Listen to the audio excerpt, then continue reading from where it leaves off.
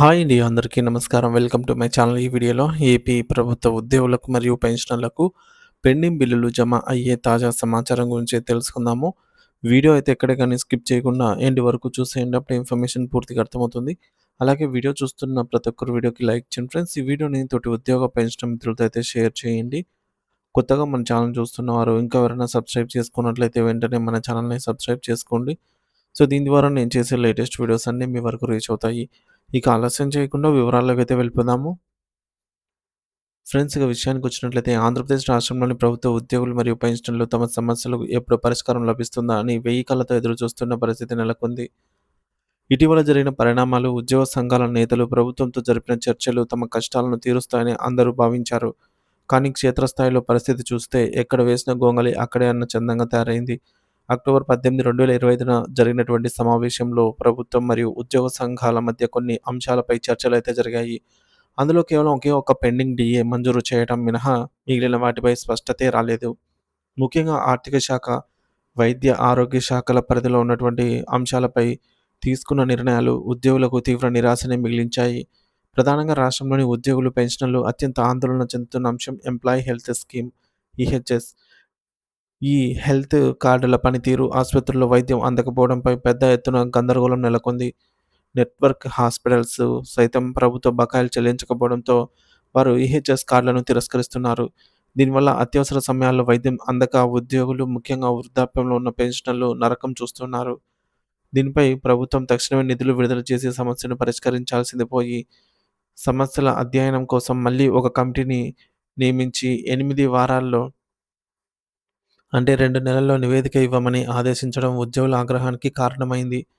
ప్రతి నెల ఉద్యోగుల జీతాలు, పెన్షన్ల నుంచి పెన్షన్ నుండి ఆరోగ్య పథకం కోసం కోట్లాది రూపాయలు చందా రూపంలో కట్ చేస్తున్నారు. డబ్బులు తీసుకుంటున్నప్పుడు ఈ విధంగా ఉద్యోగ పెన్షన్‌కి సంబంధించి వారి యొక్క జీతాలలో ఈహెచ్ఎస్ కోసము రూ. 225, రూ. 300 ఈ విధంగా కట్ చేస్తున్నప్పుడు సేవలు అందించడంలో ప్రభుత్వం ఎందుకు ఇంత ఉదాసీనత వ్యవహరిస్తోందని బాధితులు ప్రశ్నిస్తున్నారు. అక్టోబర్ నాటి మీటింగ్ పరిశీలిస్తే పెండింగ్‌లో ఉన్నటువంటి 4 డీఏలలో ఒకటవ డీఏ ఇవ్వటం, ఒకే ఒక్క డీఏ ఇవ్వడం, అలాగే చైల్డ్ కేర్ లీవ్స్ రిటైర్మెంట్ వరకు వాడుకునే వెసులుబాటు కల్పించడం వంటివి ఉన్నాయి తప్ప, అలాగే పోలీసు సిబ్బందికి సంబంధించి సరెండర్ లీవ్ 2 విడతలుగా అంటే నవంబర్‌లో ఈ విధంగా 2 విడతలుగా ఇస్తామని చెప్పి ఇప్పటికీ ఇది ఆచరణలో అయితే కనిపించడం లేదు. సో, ముఖ్యంగా ఇదే జరిగింది. ఇక PTD public transport department RTC ఉద్యోగుల ప్రమోషన్‌ల విషయంలో జీవో జారీ చేస్తామన్న అంశం కూడా చర్చల్లో ఉంది. కానీ ఇవన్నీ కాగితాలకే పరిమితమైపోయాయే అని తప్ప ఉద్యోగుల బ్యాంకు ఖాతాలో నగదు రూపంలో ప్రయోజనాలు కనిపించడమే లేదు. దీంతో ప్రస్తుతం ఉద్యోగ సంఘాల నాయకత్వంపై సామాన్య ఉద్యోగులకు నమ్మకం సన్నగిల్లింది. నాయకులు ప్రభుత్వానికి బకాయిలుగా మారారని,